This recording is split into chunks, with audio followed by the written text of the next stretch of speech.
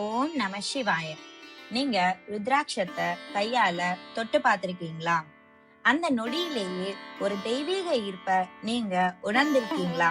சிவபுராணத்துல 25வது அத்தியாயத்துல வரக்கூடிய இந்த கதைய சூத முனிவர் சனகருக்கு சொல்றாரு. ருத்ராட்சம் சிவனுக்கு பிரியமான மாணிக்கம். அதை பார்த்தாலோ தொட்டாலோ அல்லது ஜபம் செஞ்சாலோ மனமானது தூய்மையாகும். இந்த ரகசியத்தை மகாதேவர் தன்னோட மனைவியான பார்வதி தேவிக்கு அவரோட பக்தர்களை அருள்வதற்காக சொன்னாரு. கவுடா, மதுரா, ஸ்ரீலங்கா, அயோத்தி, ஷஹயாத்ரி மலை, காசி போன்ற புனித ஸ்தலங்கள்ல வளரக்கூடிய ருத்ராட்சங்கள் சிவனுக்கு ரொம்ப பிரியமானவை. ருத்ராட்சங்கள் பெரிய பெரிய பாபங்களையும் சுட்டரிக்கக்கூடிய சக்தி கொண்டது. பக்தர்கள் மேல உள்ள அன்பாலையும் கருணையாலையும் எல்லா மக்களுக்கும் சிவன் அத பரிசா கொடுத்தாரு. ருத்ராட்சமானது ஆனந்தம், அமைதி, பாப விமோச்சனம் தரக்கூடியதுன்னு சிவபுராணம் சொல்லுது. மென்மையான பளபளப்பான முட்கள் போன்ற அமைப்பு கொண்ட இயற்கையான துளையோட இருக்கக்கூடிய ருத்ராட்சம் மிகவும் சிறப்பு வாய்ந்தது.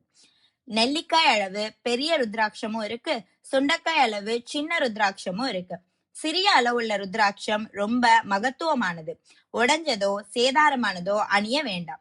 சிவபெருமான் பார்வதி கிட்ட, தேவி, ஆயிரக்கணக்கான வருஷமா நான் தியானத்துல இருந்தப்போ உலக நலனை எண்ணி ஒரு நிமிஷம் என் மனசு இலகி போச்சு.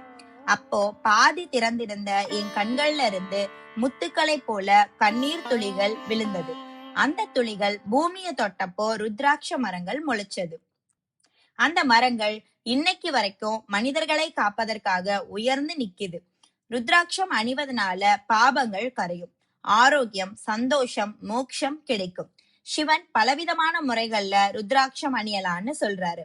அதாவது கழுத்துல மாலையாவோ கைகள்ல பிரேஸ்லெட்டாவோ, இவ்வளோ ஏன் ஒரே ஒரு ருத்ராட்சத்தை கூட நம்பிக்கையோட அணிந்தால் சிவபெருமானோட அருள் எப்பவும் நம்ம கூட இருக்கும்.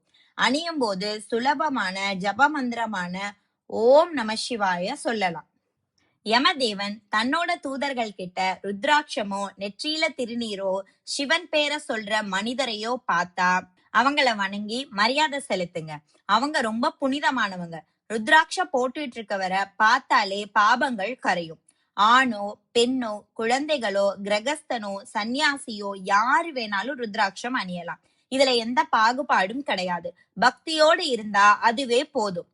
சிவன், என்னோட ருத்ராட்சம் அணிஞ்சவங்க சுத்தமானவங்க, மரணத்தையும் வெல்லக்கூடிய சக்தி அவர்களுக்கு உண்டு. ருத்ராட்சம் அணிபவர்கள், அதை நேசிப்பவர்கள் என் இதயத்துல எப்பவும் இருப்பாங்க.